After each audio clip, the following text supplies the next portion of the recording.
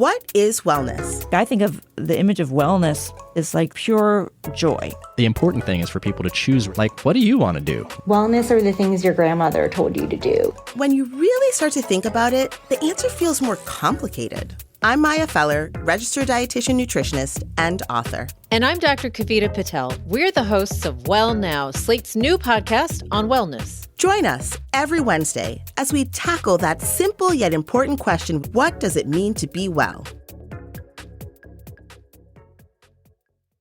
Hey everyone, Robin here. I have a little bit something different for you this week. Now, I promise it is not a surprise therapy visit. No. Since we're on a break for some much needed holiday rest, I want to tell you all about a show that is hosted by my very good pals, Angie and Rachel. These are two incredible women who are killing it in their respective careers in the creative world.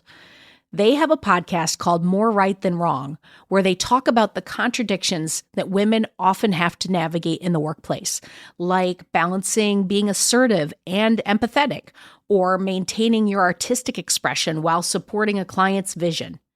Now, some of you may know, in addition to hosting the show, I'm also an actor, a writer, and a comedian, even though my kids absolutely refuse to laugh at any of my jokes, but, that's neither here nor there.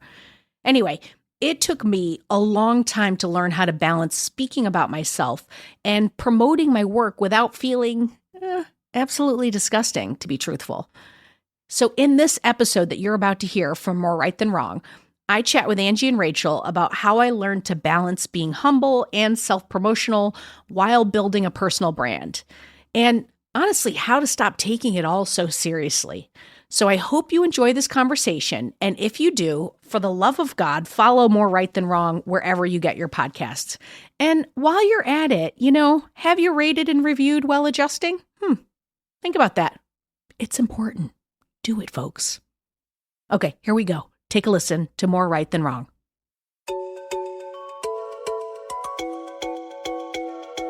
Never underestimate how many people are frozen in fear in their own life and who will applaud you stepping forward and putting yourself out there. So many people are afraid to take those steps or are afraid to strip themselves down and share their own experience, that when you do, it's a gift. Hi, you're listening to More Right Than Wrong. I'm Angie. And I'm Rachel. Every week, we discuss the tensions that we face as women in the modern workplace. And today, we're talking about this really tricky thing to balance, humility versus self-promotion, which I know I find personally extremely challenging.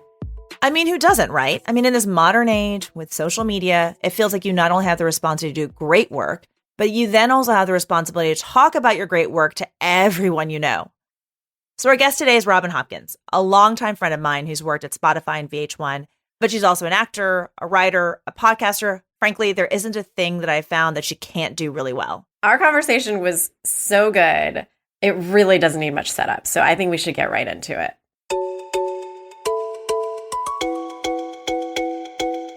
So why don't we start by having you introduce yourself? Tell us a little bit about you. I was born a small white baby in upstate New York. Okay. My name's Robin. I produce and co-host a podcast called If These Ovaries Could Talk. I'm an actor, a writer. I am a mom of two. I'm a gay lady with a lady friend named Mary. And I got 2 kids. And I feel like that's a lot, right? It's great. That's great. That's great. So the theme for today is about balancing humility with self-promotion, right? Ooh. So the theme throughout the show is always, how do we navigate these modern tensions about the things that make it hard to be successful today? So you immediately came to mind because you and I have been friends for you're an 100 years. Because you lack humility, and we're just wondering how that works. How's that going? And how do you have friends when you don't have any humility? Well, what I love about you, though, is the fact that you have had to straddle a lot of this stuff throughout your career. So as being a creative performer, you are in this position of having to balance, right, your craft while also being promotional for the work that you do. And we've talked a lot about the fact that that can be a really complicated thing. Yeah. Because we don't want to come across as too self-promotional, but at the same time, we live in an era where you building your career is about you advocating for yourself and promoting yourself. Oh, yeah. So how does that feel to you? How do you feel about that balance today? Ugh, that's how I feel about it. I feel sometimes like after a round of promotion, I want to go take a shower. Like, that's how I feel. Like in the beginning, I started off as a stand-up comic, and then I transitioned into acting, and I would call myself like the worst promoter ever. Like, because I just would be like, I'm doing a show. You don't have to come or anything, but if you wanted to, don't worry, forget it. You didn't want to. It's what are we doing for lunch? Like, that's how I promoted myself.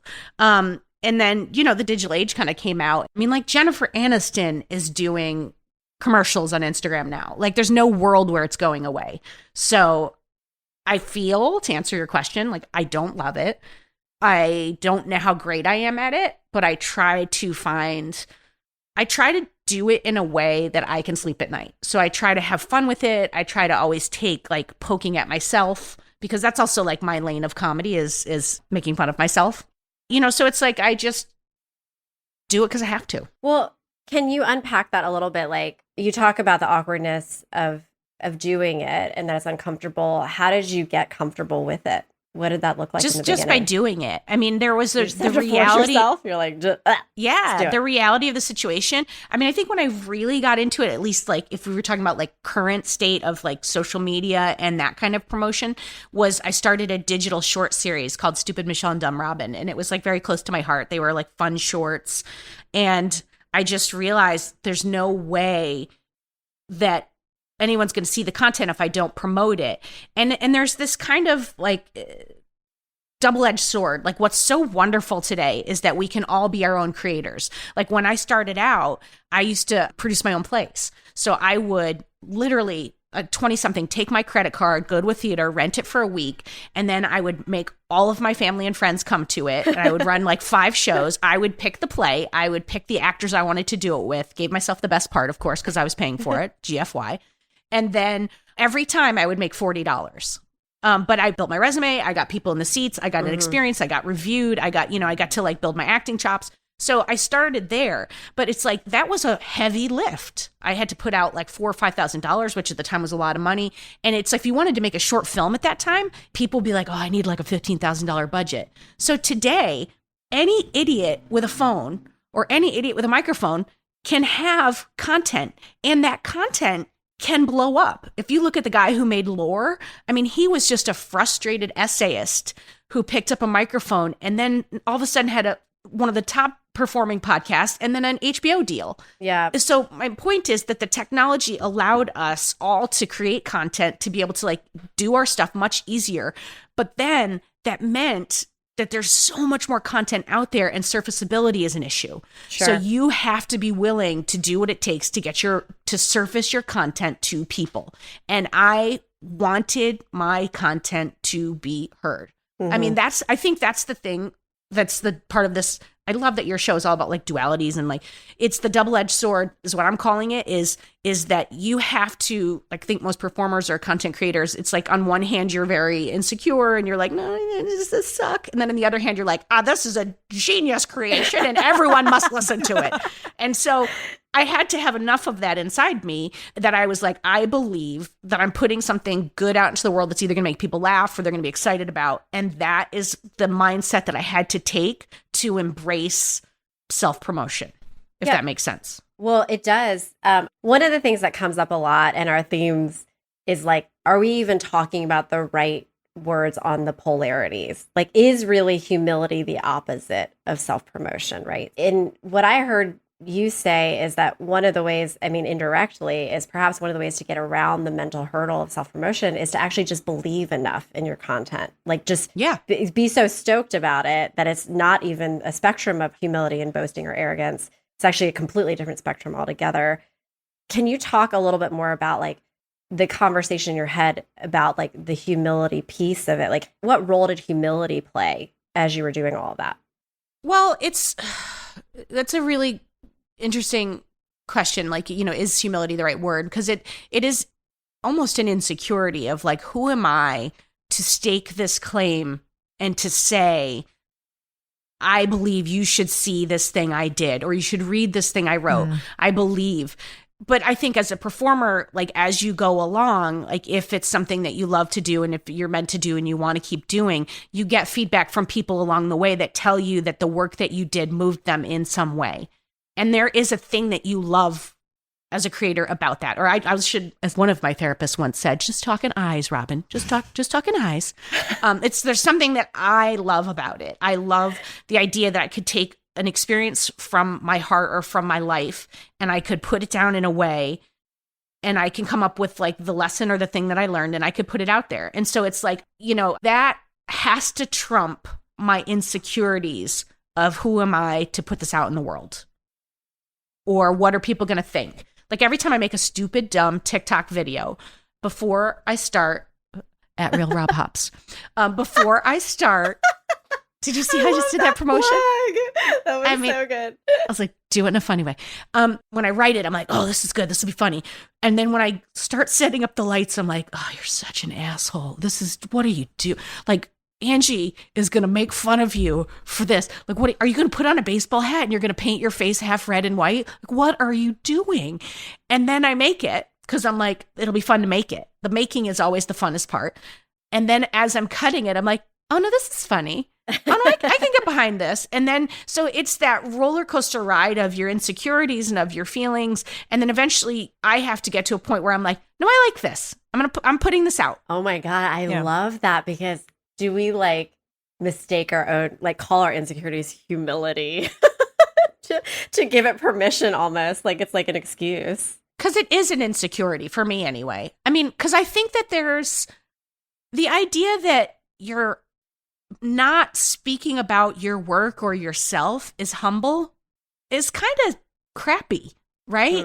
It's kind of like, let's say I'm not comparing myself, just FYI, I'm not comparing myself to Whitney Houston, okay? Let's just be really clear. I don't have that level of talent. I'm marginal at best. But like, she had a God-given talent, right? And that's why I'm using her as an example.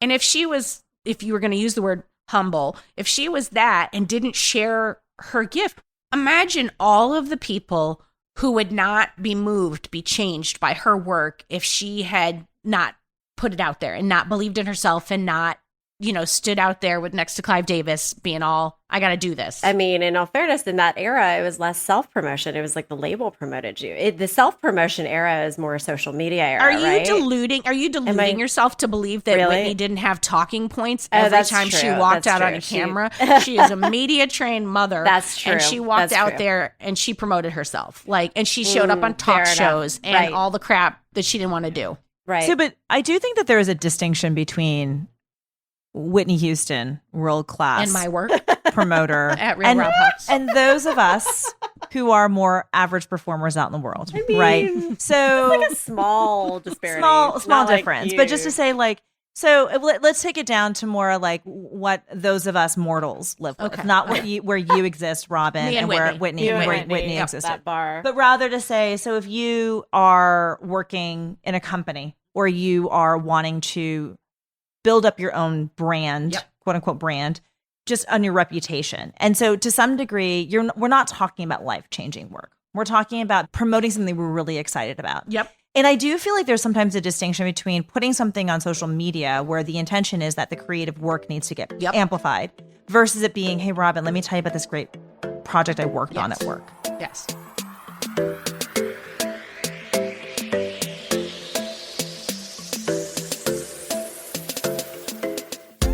In a previous life, you worked in corporate America, you worked at MTV, you worked at Spotify. Can you talk a little bit about what the distinction was then in that setting for self-promotion? I will say it is exactly the same mindset. Is it? Yes, Interesting. to me. Okay. I think, one, there's got to be an awareness that it's work that needs to be done, right? So my wife and I, Mary, talk about this all the time. Mary is the worst corporate political person I have ever met.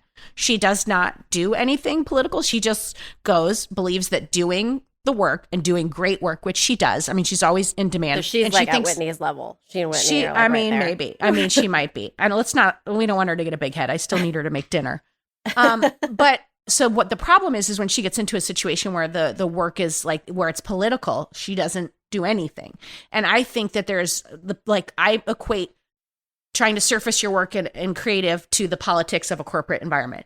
You have to, this happened at Spotify a lot. You had to, what would they say, like proselytize your own work. You had to be out there because of in the tech world, there'd be company bets, there'd be mountain goals, there'd be, department goals, company goals.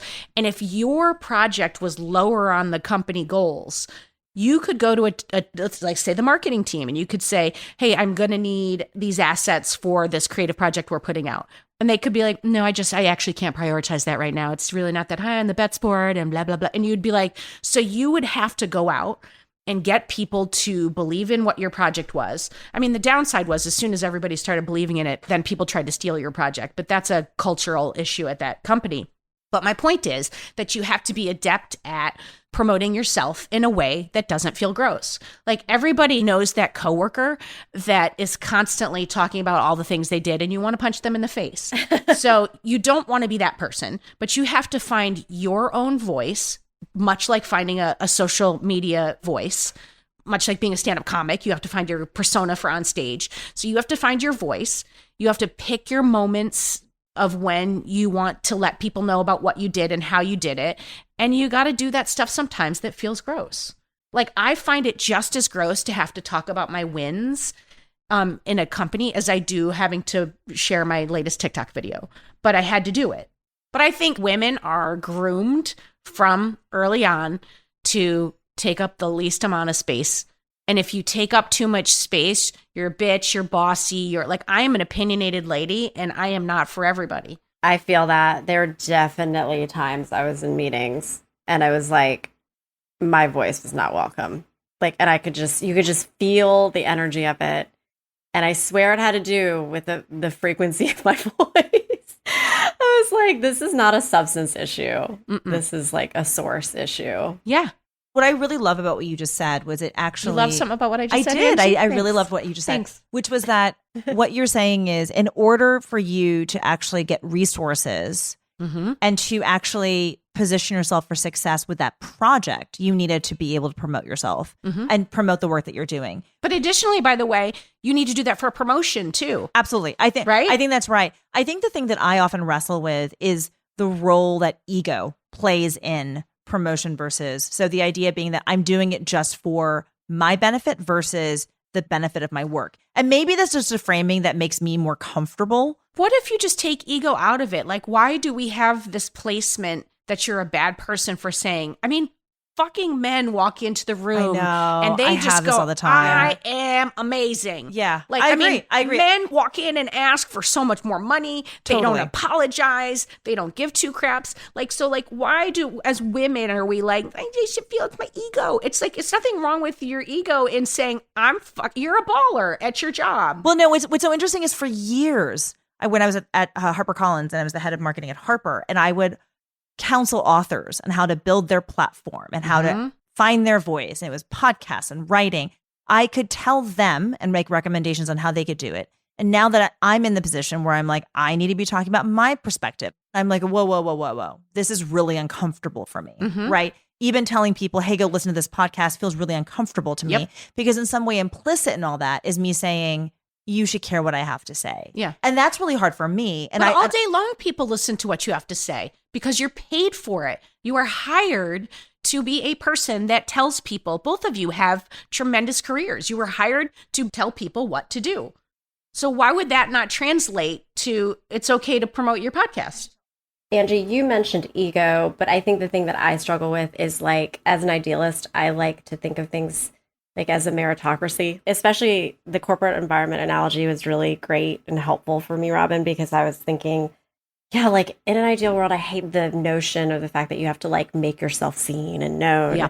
I wish that we lived in this idealistic meritocracy, which is probably an immigrant mentality. Like that was literally the concept that motivated my parents, right? Like totally keep your head down, do good work. Yes. And it pays It'll off. deliver. Right. And that there was no aspect of self-promotion in that. You just do the work and then it gets recognized or you get rewarded for the work.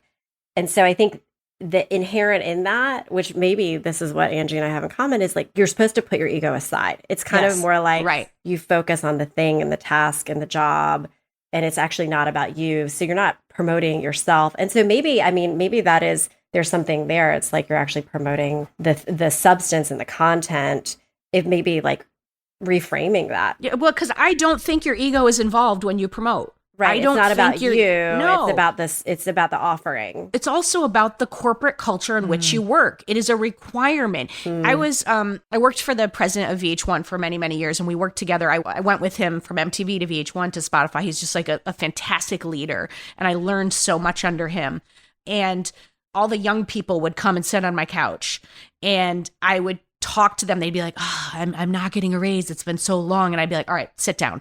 And then I would walk them through this thing. I'd like, you're going to create this document. And the document is going to start with, this is what I was hired to do. You're going to bullet point that. Then you're going to say, this is all the things that I have taken on.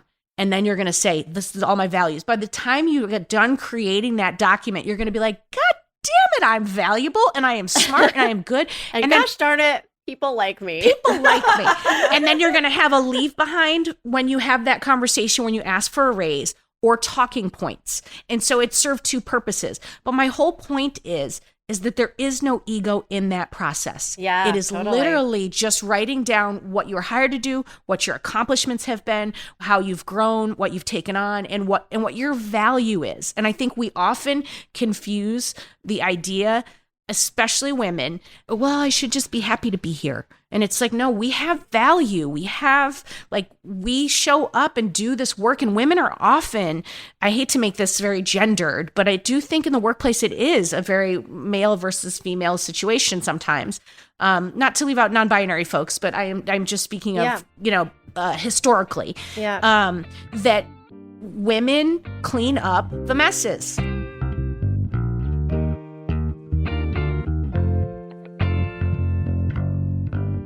I really like this idea, this permission you're giving us to say, you know what, self-promotion is not about ego. That's not about the self. It's a Maybe necessity. It's just a misnomer to begin with. It's not self-promotion. It's like, no, it's about serviceability. It's about getting you or the product or the content up. Right. What you've done is what you've done. And the work that you've done is high quality. So therefore, why do you have any shame or embarrassment about talking about it? Right. But also read the room. Don't be that person that constantly walks around going, that reminds me of the project that I did in the early 70s. I created the wheel. But it is so hard because I do think that there is a gendered element in the workplace about it. Mm-hmm. And so some of it is about quelling that noise in your head. Do you have like a North Star on how you navigate when you've hit that point of going too far? Or that, when you say read the room, the thing that I always go back to is that it's so much about your own insecurities driving the perception of reading the room. How do you balance that? I mean, I think I use this for almost everything, but if I'm scared, it means it's just my insecurities. And then I need to do it anyway.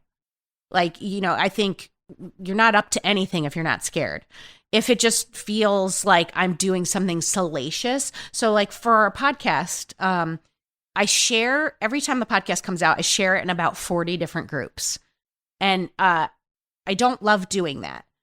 But that gets us directly into these groups of people who the content is directly made for them, But there's a line like, if I know that it's a group that maybe I shouldn't post into, and I'm trying to crowbar a line so that I can post in there, I know I'm being gross. Like if there's anything voyeuristic about it, if there's anything where I'm just like pushing, I don't do it. But if it's just because I'm scared, I do it anyway. Like, because scared usually means insecurities. And like, if it leaves a bad taste in your mouth, or like if someone's going to call me out on that and I'm going to have to defend it, I think it's interesting because I think what's hard about even the topics we explore with More Right Than Wrong is the idea that there is no definitive right answer. Mm-hmm. I think this is the closest we've come to having something that says, okay, if you parse your own emotions, your own reaction can be the gut that guides you in that. I mean, I believe that your gut is everything. It's like if you think somebody is like your coworker is trying to get over on you and steal your job, you're right. They probably are. And then you need to play the game a little bit. And I think that's why, like, when I promote things, I want to do it in a way that's funny, and I want to do it in a way that is somebody's going to get some value out of it. You know, like I was like charged at Viacom with sending out company-wide emails. And I always was like, how can I make this funny? Like, how can I do this in a way? It can be, like, people are only going to read my first 2 sentences unless I get them in with a joke or, you know, so it's like just, you know, reading the room is critical.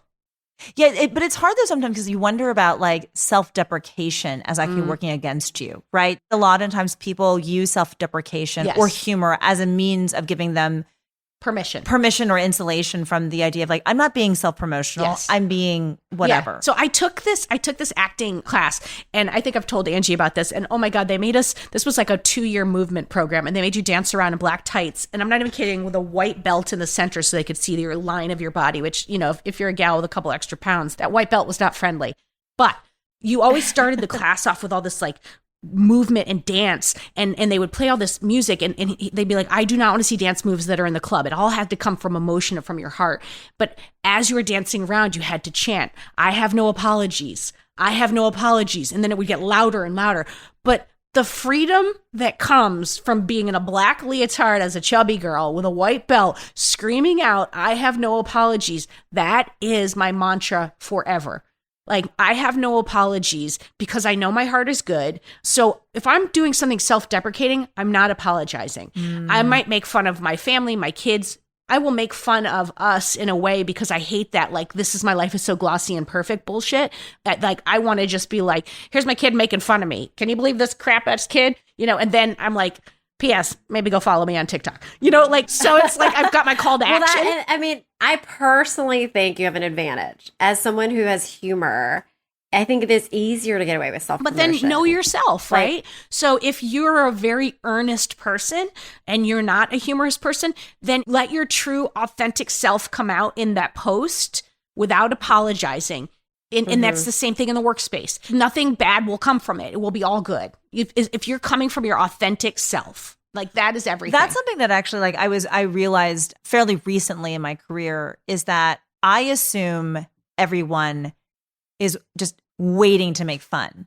But the reality is the people who care and love you, who are in your networks, want nothing but to celebrate you. Yes. And they want to be there to celebrate your wins. And so when you say, here's something I'm really proud of, even if it does come across as earnest, people will be like, kudos to you. Like, that's awesome. And so I was actually surprised about that because for me, that was more of me projecting like, well, I'm so snarky, so everyone must be. No, there's actually a lot of people who really want to applaud you and support you. And never underestimate how many people are frozen in fear in their own life and who will applaud you stepping forward and putting yourself out there. You know, so many people are afraid to take those steps or afraid to strip really themselves down and share their own experience, that when you do, people are thrilled and it opens up. And again, it's a gift. You know, you opened up a lane for them to talk about themselves. And most people want to talk about themselves. Let's be honest. So tell us, I'm curious to hear, can you give sort of what you feel like is your like gold poster child version of surfaceability, self-promotion that you love, and then in contrast, cringeworthy moment? Like for myself or for someone else?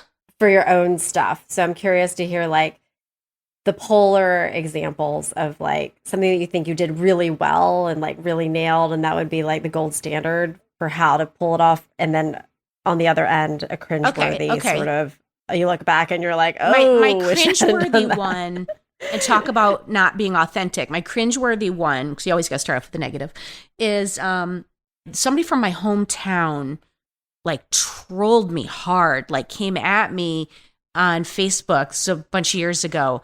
And I posted a picture of it, and oh my God, all these wonderful people came out and like support and like went after him. He got off Facebook, and then his girlfriend was like, I'm so sorry. It was like a whole thing. But I turned it around in a Medium piece really quickly for an inauthentic reason. I turned it around to see if I could build my following. Because at the time, I was like, I had a memoir that I had been shopping. I had been down the road with this manager who liked the work, but he was just like, you have no following. He was like, you have this memoir. He was like, but you have no online presence. So I was trying to write these essays, and I was trying to build my online presence because I was like, I have to sell this book. I'm like, he likes it, but I have to sell it. And I posted that piece just to try to build my Medium following. And the piece was inauthentic. And I wish I hadn't, because I don't love it. it's not like the best thing. And it's just like the experience had already happened. People had rallied around me. All the good things that were going to come out of it had. And maybe if I had taken more time and wasn't trying to capitalize on something and I had written a really earnest piece, it might have gone somewhere. So that's my cringe. As far as like good, I don't know. I would just say the rest. Like I'm happy when I put something out that moved somebody in some way. I have to say, I do, when I look back on the moments when I've been brave enough to be somewhat vulnerable, is when it's been the most rewarding in terms of the feedback you get from the world. And it surprises you in many ways, because it's like, oh, I thought I understood humans. And I love the fact that you've always been very much about bringing that vulnerability up front in order to connect more deeply with people. So yeah, I mean, it's like if you could bring emotional stuff and then smack them in the back of the head with something funny, that's it. That's everything to me. Like that combination. I love that. I love that. Cool. So we always try to close on some of these larger, bigger questions, right? And I find these to be really hard. But one of the questions that we always ask is, what advice do you have for others who are wrestling with this tension between, self-promotion and wanting to be out there more, but also wrestling with their own insecurities about being humble? I mean, let's be selfish about it. What advice do you have for us? All right. When you are scared, you are up to something. I've always believed that. And I just read, Louise Penny is like one of my favorite authors. She's this Canadian murder mystery, like almost like Agatha Christie. I love the crap out of her, but she had a new book that just came out. And she said something about, you don't need less fear. You need more, what's the word when you overcome fear? Like bravery? Yes, basically. It was a different word, but yes. You don't need less fear, you need more bravery. And that to me is everything. So just if you're scared, yes, then do it. Use fear as a marker, a flag that you are onto something huge, and move forward in spite of your fear. Angie has seen me crying on a park bench in Brooklyn. And in the middle of the conversation, I turned to her and I said, oh my God, I'm scared. That's what's going on right now. I'm absolutely scared. Yeah. And then she said, why don't you project manage this? And I said, God damn it, yes. And then I started to track her. And I was like, in spite of being afraid, I am going to go forward. Tackle your fear through Excel spreadsheets, right? Obviously. That is such an Angie response. Let's action plan our way out of this fear. Yes. But the point is, go in spite of it. I know that for me, action takes me out of fear. So when I'm scared, have all your feelings. You can't roll over them, because then it's just going to eat you alive from inside. But have your feelings, take a breath, and then one step. That's great.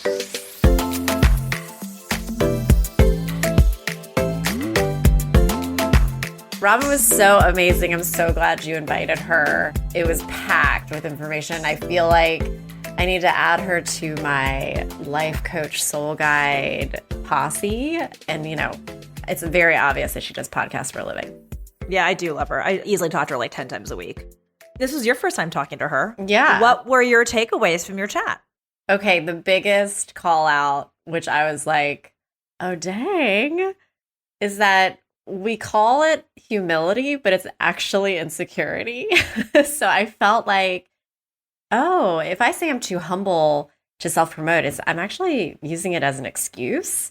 And I love how she inspired and said, if you're scared, it's actually a good thing. And it's an opportunity to just step up and try something in a way that is very authentic to yourself. And by doing that, you can actually inspire and encourage others to also be courageous. Yeah. I think that was one thing where I felt like the nuance was a little bit like we needed to work through that, is that I don't necessarily think that if you don't want to do it, it's because you're insecure. But I do think there's a nuance and a difference between insecurity and humility. Totally. But I do think one quote that I want to cross on a pillow right away is, it's not about eliminating fear, but it's about being braver. So versus it being punishing yourself for being nervous about it, just leaning into it. So I really, really liked that point that she had made. And I also, it was such an obvious point, but basically it's like, just to get out of your head, talking about your work is not self-promotion. It's just talking about work, and people do it all the time. So let's just own that and lean into that and be comfortable with it. Yeah, you can remove the ego, you can remove yourself out of the conversation. And also, you can project manage or action your way out of fear. I do believe that so personally. Funny. I mean, the older I get, the more I'm convinced actually that is the ultimate journey that we're really supposed to help each other on, is like overcoming fear in general. And the truth is that a lot of people out there really want to celebrate and support you. Yeah, I need to get out of my snarky head and just be like, yep, there are actually good people out there who want to support each other. For sure. Thanks, Robin. It was so great having you. I'm so glad you could be a part of it. I would highly, highly recommend that you reach out to her, get in touch with her. You can find her on Instagram, Twitter, TikTok as @RealRobHops. She's hilarious. She's kind. She's just all around wonderful. Thanks, everyone, for listening. And if you want to get in touch with us and chat more about the episode, hit us up on our social channels. And of course, subscribe to More Right Than Wrong if you haven't already. And please leave us a cute review. Thanks.